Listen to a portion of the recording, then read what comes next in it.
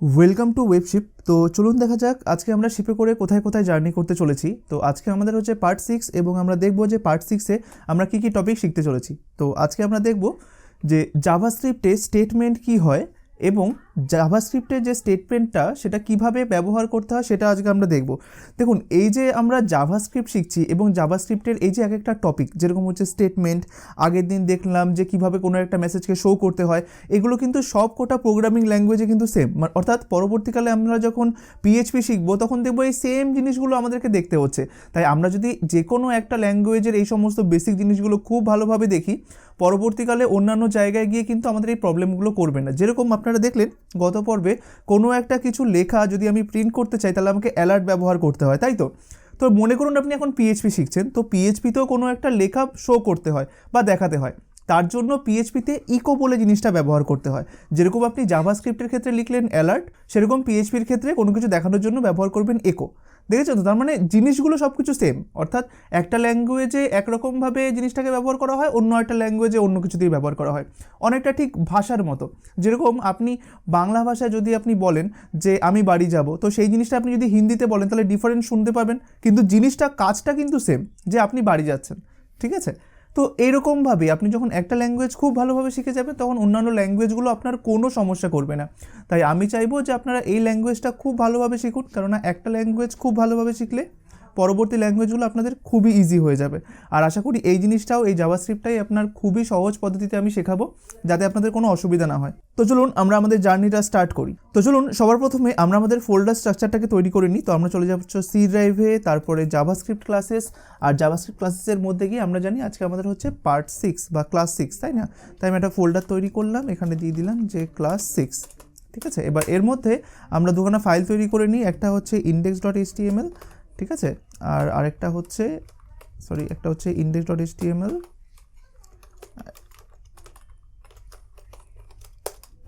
আরেকটা হচ্ছে js বলে একটা ফোল্ডার তৈরি করি। তার মধ্যে আমি custom.js বলে একটা ফোল্ডার তৈরি করে ফাইল তৈরি করে নিই। এক্সটার্নাল জেএস কী হয় এটা আমরা গত পর্বেই দেখেছি।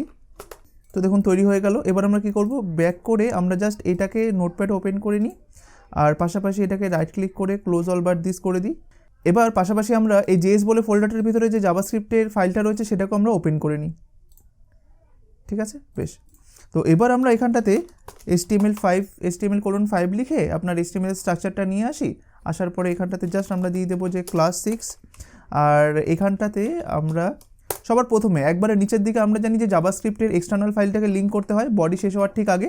আর আপনারা আগের দিন দেখেছিলেন যে স্ক্রিপ্ট আমরা শর্টকাটে লিখছি, script:src দিয়ে দেবেন, script:src দিয়ে দিন। দেখুন এটা তৈরি হয়ে গেল, আপনারা হাতে লিখে নেবেন যদি এটা না আসে। তো এবার এসআরসির মধ্যে আপনারা জানেন যে কীভাবে দিতে হবে, ফাইল পাতটা আশা করি আপনারা সবাই দেখেছেন। তাই index.html যেখানে আছে সেখানে একটা জেএস বলে ফোল্ডার রয়েছে, তার ভিতরে custom.js রয়েছে, তাই না? বেশ। এবার টেস্ট করার জন্য যে custom.jsটা আদেও পড়ছে নাকি তার জন্য আমি এখানে কী করবো, একটা অ্যালার্ট লিখে দিই। অ্যালার্টের মধ্যে এখানটাতে লিখে দিলাম হ্যালো। এই জিনিসগুলো আপনারা টেস্ট করে নেবেন। হ্যাঁ, মানে মাঝে মাঝে কী হয় যে এক্সটার্নাল জাভাস্ক্রিপ্টটা হয়তো ভালোভাবে লিঙ্ক করানো থাকে না। এবার দেখুন, আমরা যদি এক্সটার্নাল জাভাস্ক্রিপ্টটা খুব ভালোভাবে এখানে লিঙ্ক করা থাকে তাহলে নিশ্চয়ই index.html-কে রান করলে আমার এই custom.jsটাও রান করবে আর হ্যালো লেখাটা প্রিন্ট হবে, তাই না? তাই আমরা এখানে যাব, ব্যাক করব, index.html-টাকে, আচ্ছা এটাকে আমরা করে নিই, open with choose default program, এটাকে আমরা গুগল ক্রোম করে নিচ্ছি। হ্যাঁ, এবার আমরা ওকেতে প্রেস করলাম। দেখুন এটা এখন হ্যালো লেখাটা কিন্তু প্রিন্ট হচ্ছে, তার মানে আমাদের custom.jsটা কিন্তু কাজ করছে, তাই না? বেশ। এবার দেখুন জাভাস্ক্রিপ্টের স্টেটমেন্ট জিনিসটা কি হয়, স্টেটমেন্ট জিনিসটা বোঝায়, তার জন্য আমি custom.js এর মধ্যে সমস্ত কিছু করছি। হ্যাঁ, স্টেটমেন্ট মানে বোঝায় এক একটা কাজ। ঠিক আছে, জাভাস্ক্রিপ্টের ভাষায় আপনি এটা বুঝে দিতে পারেন বা এটা আপনি মনে রাখতে পারেন যে স্টেটমেন্ট মানেই হচ্ছে একটা কাজ। যেরকম আপনি যদি এখানে লেখেন আমি বাড়ি যাব, ঠিক আছে, এটা একটা কাজ হয়ে গেল। ঠিক আছে, এখানে আপনি মনে করুন একটা দাড়ি দিয়ে দিলেন, ঠিক আছে, যেটা আমরা বাংলা ভাষাতে ব্যবহার করি, বা এখানটায় আপনি একটা ডট দিয়ে দিলেন, এরকম আর কি, এটা একটা কাজ হয়ে গেল। তারপরে আপনি এখানটাতে লিখলেন আমি খেলা করি, ঠিক আছে, এটা একটা কাজ আমি ধরে নিলাম। তো দেখুন একটা কাজ যখন শেষ হয়ে যায় তখন আমরা এভাবে আপনার দাড়ি ব্যবহার করি বা ডট ব্যবহার করি, আবার এখানেও দেখুন একটা কাজ যখন শেষ হয় তখন এরকম ডট ব্যবহার করি, মানে এটা একটা আলাদা কাজ আবার এটা একটা আলাদা কাজ, এটা বোঝানোর জন্য। ঠিক জাভাস্ক্রিপ্টের ক্ষেত্রেও এরকম ধরনের জিনিসগুলো ব্যবহার করা হয়।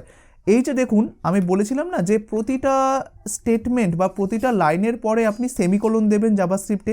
এই যে দেখুন অ্যালার্ট হ্যালো, আর বলেছিলাম এটা আমি পরে আপনাদেরকে বলবো। দেখুন এই সেমিকোলনটা কেন ব্যবহার করা হয়, ঠিক একটা কাজ থেকে আরেকটা কাজকে পৃথক করার জন্য, বা একটা স্টেটমেন্ট যে কমপ্লিট হয়ে গেছে বা একটা কাজ যে কমপ্লিট হয়ে গেছে সেটা বোঝানোর জন্য আপনার এই সেমিকোলনটা ব্যবহার করা হয়, ঠিক আছে। আর এটা অবশ্যই দিতে হয়, এটা অবশ্যই দিতে হয়। এবার অবশ্যই বলাটা ভুল হবে, এখনকার মডার্ন জাভাস্ক্রিপ্টে আপনার এটা না দিলেও হয়, ঠিক আছে। যেরকম আমি কিছুক্ষণের জন্য এই জিনিসটাকে আমি জাস্ট কন্ট্রোল এক্স করে রাখছি, ঠিক আছে।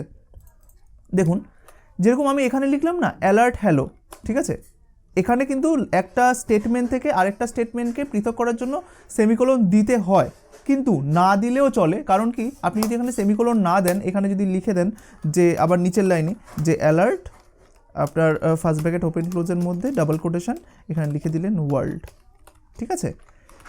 জাভাস্ক্রিপ্ট অটোমেটিক্যালি বুঝে যাবে যখনই আপনি এই লাইন থেকে এই লাইনে আসবেন, আপনি যদি এখানে সেমিকোলন না দেন, জাভাস্ক্রিপ্ট অটোমেটিক্যালি সেটাকে ওই V8 ইঞ্জিন পার্স করার সময় ও কী করবে, এখানে সেমিকোলন এখানে দিয়ে দেবে, ঠিক আছে। ও মনে করবে যে একটা লাইন থেকে আরেকটা লাইনে যখন যাবেন তখন নিশ্চয়ই এখানে হয়তো স্টেটমেন্টটা ক্লোজ হয়ে গেছে, এই জন্য তারপরে ও কী করবে, অটোমেটিক্যালি ও বুঝে যাবে যে এখানে হয়তো স্টেটমেন্টটা ক্লোজ হয়েছে, তাই এখানে সেমিকোলন দিয়ে দিই, এখানে সেমিকোলন দিয়ে দিই, এটা ও নিজে করে দেবে, ঠিক আছে। কিন্তু অনেক সময় কিন্তু জাভাস্ক্রিপ্ট বুঝতে পারে না এইভাবে যে আদেও কি এখানে একটা স্টেটমেন্ট এন্ড হয়েছে কি না। আমি এখানে এক্সাম্পলটা দিলাম না, তো সেটা আপনাদের হয়তো বুঝতে একটু অসুবিধা হবে এই কারণে। তো জাস্ট আমি একটা দিয়ে দিই, মানে ছোট্ট করে একটা জিনিস দিয়ে দিই। মনে করুন যে জাভাস্ক্রিপ্ট যখনই আপনি এখানে অ্যালার্ট হ্যালো করলেন, নিচের লাইনে যখন আসলেন, ও সাথে সাথে এরকমভাবে সেমিকোলন ও অ্যাজিউম করে নেয় বা পরিকল্পনা করে নেয় যে এখানে হয়তো একটা আপনি সেমিকোলন দিয়েছেন, ঠিক আছে। আপনি যদি নাও দেন ও বসিয়ে নেয়, তাই পরবর্তী আপনি যদি কোনো স্টেটমেন্ট লেখেন তখন ও মনে করে যে এটা হয়তো নতুন স্টেটমেন্ট, আপনি হয়তো যেটা লিখতে চাইছেন। কিন্তু মাঝে মাঝে এমন হয় আমাকে কোড করতে গিয়ে আমরা বিভিন্ন রকমের কোড করি এরকমভাবে, যে এরকম বা ডট এরকম একটা কোড করি। তাই কোড করতে গিয়ে দেখা গেল এর ঠিক পরের লাইনটা যদি এইটা থাকে না, এরকম থার্ড ব্র্যাকেটের মধ্যে থাকে বা অন্য কোনো কিছু থাকলো, ও তখন এখানে আর সেমিকোলন দেয় না। ও কী ভাবে, ও ভাবে যে এইটা হয়তো এখনও শেষ হয়নি স্টেটমেন্টটা, তাই ও সেমিকোলনটা দেবে এই লাইনটা যখন শেষ হবে তারপরে, ঠিক আছে। তো তার দরুন কী হয়, আমাদের একটা এরর জেনারেট হয়ে যায়। কারণ দেখুন আমি মনে করছি বা আমি চাইছি যে সেমিকোলনটা যেন এইখানেই বসে, এবার আমি ইচ্ছে করে আপনার সেমিকোলনটা দিইনি, কারণ আমি জানি জাভাস্ক্রিপ্টও বসিয়েই দেবে, আমার দেওয়ার কি দরকার আছে। তাই আমি নিচের লাইনে কোড করতে শুরু করে দিলাম, আর নিচের লাইনে কোড করা হয়ে যাওয়ার পরে আমি সেমিকোলন দিলাম। কিন্তু জাভাস্ক্রিপ্ট কী করে বলুন তো, ও মনে করবে যে না না এটা নিচের লাইন নয়, কারণ এখানে তো থার্ড ব্র্যাকেট রয়েছে, এইটা হয়তো এই অ্যালার্ট হ্যালোরই একটা অংশ, তাই ও কী করবে বলুন তো, ও নিচের লাইনটাকে ও পাশাপাশি এভাবে নিয়ে আসবে, ঠিক আছে। তারপরে এটাকে রান করার চেষ্টা করবে, তখনই একটা এরর পেয়ে যাবে যে না আপনি তো এইভাবে এটাকে ব্যবহার করতে পারেন না। তাই সব সময় অলওয়েজ আমরা কি করব, আমরা একটা স্টেটমেন্ট হয়ে যাওয়ার পরে অবশ্যই আমরা সেমিকোলন ব্যবহার করব। আর এই প্র্যাকটিসটা সবসময় করবেন, এটা জাভাস্ক্রিপ্ট বলে নয়, বিভিন্ন ল্যাঙ্গুয়েজের ক্ষেত্রে এক একটা স্টেটমেন্ট হয়ে যাওয়ার পরে আপনাকে সেমিকোলন দিতেই হয়। তাই অবশ্যই আপনি সেমিকোলনটা দেবেন। সেমিকোলনটা কোথায় থাকে আমি একদিন বলেছি, যে আপনার এলের ডান দিকে, ঠিক আছে, সেই কিটাকে প্রেস করবেন, সেমিকোলন পড়ে যাবে। তো এবার দেখুন আমি যে কিছুক্ষণ আগে এটা কন্ট্রোল জেড করেছিলাম না, তো দেখুন আমি এটাকে করি, এই যে যেমন এইটা আমি বাড়ি যাব, ঠিক আছে, এটা একটা কাজ, এটা বোঝায় এটা একটা স্টেটমেন্ট। এবার নিচে হচ্ছে আমি খেলা করি, এটা একটা স্টেটমেন্ট। এবার মনে করুন আপনি এখানটাতে ডট দিলেন না, বা এখানে একটা টার্মিনেশন বা এটা একটা কোনো দাড়ি কমা কিছু দিলেন না, এবার সাথে সাথে কী হবে বলুন তো, লেখাটা ঠিক এইভাবে হয়ে যাবে। এবার ইমাজিন করুন এটা আমি বাড়ি যাব আমি খেলা করি, এটা কি কোনো কাজ বোঝায় বা এটা কি কোনো একটা সেন্টেন্স বোঝাচ্ছে না। তাই দেখেছেন আমাদের এখানটাতে এই ডট বা একটা সেপারেটার কতটা বেশি প্রয়োজন। এই যে আমাদের বাংলা লেখার ক্ষেত্রে আমি বাড়ি যাব, তারপরে একটা দাড়ি দিলাম, তারপরে ধরুন আমি খেলা করি, ঠিক আছে। তো এই জিনিসগুলো খুবই ইম্পর্টেন্ট, এই জিনিসটাই, এই যে এখানে এই ডটটাই কিন্তু এই দুখানা জিনিসকে সেপারেট করছে, যে এটা একটা আলাদা সেন্টেন্স, এটা একটা আলাদা সেন্টেন্স। দুখানাকে মানে নাহলে কী হতো, যদি আমি এটাকে না দিতাম তাহলে দুখানা হয়তো এক হয়ে যেত, যার কোনো মানেই দাঁড়াতো না। ঠিক জাভাস্ক্রিপ্টের ক্ষেত্রেও কিন্তু তাই, আমরা যখন একটা স্টেটমেন্ট থেকে আরেকটা স্টেটমেন্টকে আলাদা করতে চাইবো তখন আমাকে অবশ্যই সেমিকোলন দিতে হবে, ঠিক আছে। আমরা আপাত দৃষ্টিতে এটাও মনে রাখবেন যে যদি আমি এখানে সেমিকোলন না দিই, আর যদি নিচের এখানটাতে যদি কোনো অ্যালার্ট বা অন্য কোনো স্টেটমেন্ট থাকে, জাভাস্ক্রিপ্ট বাই ডিফল্ট আপনার এখানে সেমিকোলনটা বসিয়ে নেয়, ও অটোমেটিক্যালি সেমিকোলন দিয়ে নেয়। কিন্তু ওই যে প্রবলেমটা আপনাকে বললাম, মাঝে মাঝে জাভাস্ক্রিপ্ট এই জিনিসগুলো করতে পারে না।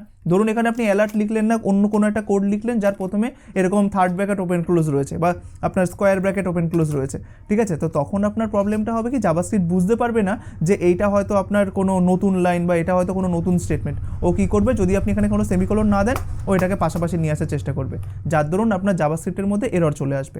তাই অবশ্যই আমাদেরকে কি করতে হবে, এক একটা স্টেটমেন্টের পরে আমাদেরকে সেমিকোলন ব্যবহার করতে হবে, কেমন? তাই দেখুন আমি এখানে অ্যালার্ট লিখলাম, মনে করুন আমি প্রথম থেকে লিখি, যেখানে অ্যালার্ট, আমি এখানটাতে লিখলাম আমার নাম লিখলাম, ঠিক আছে? এখানে অবশ্যই একটা সেমিকোলন দেবো। এবার আমরা জানি কনসোলে কোনো কিছু প্রিন্ট করার জন্য কী ব্যবহার করতে হয়, console.log, তাই না? দেখুন আমি এখানে console.log লিখলাম। এবার সাথে সাথে অর্থাৎ প্র্যাকটিসটা আপনি কি করবেন, আপনি যেহেতু জানেন যে একটা স্টেটমেন্ট হয়ে যাওয়ার পরে আপনাকে সেমিকোলন দিতেই হয়, তাই প্র্যাকটিসটা ওরকম করে নেবেন যে আগে থেকে আমি সেমিকোলনটা দিয়ে নেব। যেরকম আমি এখানটাতে দেখুন console.log যখন লিখলাম, ফার্স্ট ব্র্যাকেট ওপেন ক্লোজ করলাম, আগেই সেমিকোলনটা দিয়ে নিয়েছি, কারণ আমি জানি যে সেমিকোলনটা আমাকে দিতে হবে তার জন্য। এবার আমি ভিতরে গিয়ে এবার আমি লেখাটা লিখি যে হ্যালো, ব্যাস দেখুন এখানে সেভ করলাম। এবার দেখুন এইটা হচ্ছে আমার কাছে একটা স্টেটমেন্ট, আর দেখুন স্টেটমেন্টের শেষে কে রয়েছে, সেমিকোলন রয়েছে। এক একটা স্টেটমেন্ট বোঝায় এক একটা অ্যাকশন বা এক একটা কাজ বলতে পারেন। যে দেখুন অ্যালার্ট মানে কি, কোনো একটা কিছু ও অ্যালার্ট করবে আমার পেজের মধ্যে, তাই দেখুন আমার এটা একটা কাজ হয়ে গেল, সাথে সাথে আমি সেমিকোলন দিয়ে দিলাম। এবার console.logটা কী কাজ করে, আমার কনসোলে কোনো একটা লেখাকে প্রিন্ট করাবে, দেখুন এটাও একটা কাজ, সাথে সাথে আমি সেমিকোলন দিয়ে দিলাম। তাই মনে করবেন যে একটা লাইন থেকে আরেকটা লাইন বলা ভুল হবে, যে একটা কাজ থেকে আরেকটা কাজ পৃথক করার জন্য আমরা সবসময় সেমিকোলন ব্যবহার করব, ঠিক আছে? এবার আমি এখানটাতে ধরুন আরেকটা এভাবে লিখলাম, বা এটাকে আমি আগে আউটপুটটা দেখে নিই, তারপরে আমি ওটাকে বোঝাচ্ছি। এটাকে সেভ করলাম, আমরা এখানে আসলাম, রিফ্রেশে প্রেস করব, দেখুন ফার্স্টে আমার নামটা আসলো, তারপর ওকেতে প্রেস করলাম। পরের নামটা তো আমরা এখানে দেখবো না, পরের নামটা কোথায় দেখবো, হ্যালো লেখাটাকে কনসোলে, তাই না? দেখুন কনসোলের মধ্যে হ্যালো লেখাটা চলে এসেছে, আর কোনো এরর নেই, তাই না? একদম। তো দেখুন এরকমভাবেও আমরা করতে পারি। আবার দেখুন আমরা এখানটাতে যদি এভাবে লিখি যে অ্যালার্ট, আপনার এখানে দেখুন আমরা প্লাস অর্থাৎ যোগ করতে পারি এখানে, হ্যাঁ, যেরকম 1 + 2 + 3, ঠিক আছে? তো এটাকে আমরা এখানে করলাম 1 + 2 + 3 লিখলাম, ঠিক আছে? তাহলে দেখুন এখানে যখন যাব তখন 6 রেজাল্টটা আসবে। তো আমি এখানে রিফ্রেশ করলাম, দেখুন ফার্স্টে রাজদীপ আসলো, তারপরে দেখুন 6 আসলো, ঠিক আছে? তাহলে দেখেছেন এইভাবে আপনার জিনিসটা কাজ করে। তো এইবার আপনি কি করতে পারেন, আপনি এই যে এখানে অ্যালার্টের পরে আপনি এটাকে ধরুন প্লাসের পরে একটা এন্টার প্রেস করুন, আবার 2 এর পরে এন্টার প্রেস করুন। এটাকেও তো আমি বিভিন্ন এক একটা লাইনে দিলাম, তার মানে কি এটা একটা স্টেটমেন্ট, এটা একটা স্টেটমেন্ট, এটা একটা স্টেটমেন্ট না, এরকম নয়। যখনই আপনি দেখুন এখানে 1 এর পরে প্লাস দিলেন, জাভাস্ক্রিপ্ট অটোমেটিক্যালি বুঝে যাবে যে না, স্টেটমেন্টটা এখনও শেষ হয়নি, যেহেতু এখানে প্লাস আছে নিশ্চয়ই এটার সঙ্গে অ্যাড হওয়ার জন্য এর পরের জিনিসটা কোথাও একটা লেখা আছে। ও দেখবেন নিচের লাইনে চলে যাবে, দেখবে 2 রয়েছে, তাই 2 এর সঙ্গে ও 1কে যোগ করে নেবে। এবার 2 এর পরেও যখন প্লাস থাকবে, জাভাস্ক্রিপ্ট বুঝতে পারবে না স্টেটমেন্টটা এখনও শেষ হয়নি, তাই তখন ও নিচের যে কোনো জিনিসটাকে এটার সঙ্গে অ্যাড করার চেষ্টা করবে, তাই 3কে এটার সাথে অ্যাড করবে। তারপরে দেখুন যেই মুহূর্তে সেমিকোলন পেলো, তখন জাভাস্ক্রিপ্ট বুঝতে পারলো যে আপনার এখানে স্টেটমেন্টটা শেষ, দেখেছেন? তাই মাল্টিপল লাইন মানেই যে মানে একটা লাইন মানেই যে একটা স্টেটমেন্ট, তার কিন্তু কোনো মানে নেই, ঠিক আছে? অবশ্যই যখন আপনি সেমিকোলন দেবেন, সেমিকোলন শেষ হয়ে যাওয়া মানে সেখানে একটা স্টেটমেন্টের এন্ড হলো, ঠিক আছে? তো আস্তে আস্তে আপনারা বুঝতে পারবেন এই জিনিসটা কি। তাই দেখুন আপাত দৃষ্টিতে মনে হচ্ছে যেন এই জিনিসটা কাজ করবে না, কারণ এখানেই হয়তো জাভাস্ক্রিপ্ট সেমিকোলন বসিয়ে দেবে, কারণ যেহেতু আমরা জানি যে একটা লাইনের পরে আরেকটা লাইন দিলে হয়তো জাভাস্ক্রিপ্ট ভাবে সেমিকোলন বসিয়ে দেয়, কিন্তু না, জাভাস্ক্রিপ্ট এই ক্ষেত্রে সেমিকোলন এই কারণে বসাবে না, কারণ এখানে প্লাস সিম্বলটা রয়েছে, ঠিক আছে? তো দেখুন আমি এখানে সেভ করলাম, এখানে আসলাম, রিফ্রেশে প্রেস করব, দেখুন এইটা রয়েছে, আর ঠিক 6, দেখেছেন? আগের মতো পুরোপুরি। তাই আশা করি জাভাস্ক্রিপ্টের মধ্যে স্টেটমেন্ট জিনিসটা কী হয় আপনারা খুব ভালোভাবে বুঝতে পেরেছেন, কারণ এরপরে আমরা যখন জিনিসগুলো করব তখন আস্তে আস্তে আপনাদের আরও ক্লিয়ার হয়ে যাবে যে স্টেটমেন্ট জিনিসটা কী হয় বা কীভাবে ব্যবহার করতে হয়। অর্থাৎ এটা হচ্ছে একটা বেসিক কনসেপ্ট, আপনারা ব্যবহার করতে করতে জিনিসটা আরও বেশি ক্লিয়ার হয়ে যাবেন। দেখলেন যে স্টেটমেন্ট জিনিসটা কী হয় আর কীভাবে ব্যবহার করতে হয় সেটাও আমরা দেখিয়ে দিলাম। তো আশা করি এই জিনিসটা নিয়ে আপনাদের কোনো আর কনফিউশন থাকবে না যে জাভাস্ক্রিপ্টের স্টেটমেন্ট জিনিসটা কী হয়। এই যে স্টেটমেন্ট জিনিসটা বললাম, এটা জাভাস্ক্রিপ্টেও সেম, পিএইচপিতেও সেম, বিভিন্ন ল্যাঙ্গুয়েজে পুরোপুরিভাবে সেম। তাই আপনাদেরকে টেনশন নেওয়ার কোনো দরকার নেই যে স্টেটমেন্ট জিনিসটা হয়তো জাভাস্ক্রিপ্টে এমন আর হয়তো অন্য ল্যাঙ্গুয়েজে এমন, না, এটা সেম, বিভিন্ন ল্যাঙ্গুয়েজ এটা সেম। তাই আশা করি বুঝতে পেরেছেন যে জাভাস্ক্রিপ্টের স্টেটমেন্ট জিনিসটা কী হয় আর কীভাবে সেটিকে কাজ করানো হয় বা সেটা কীভাবে কাজ করে, কেমন?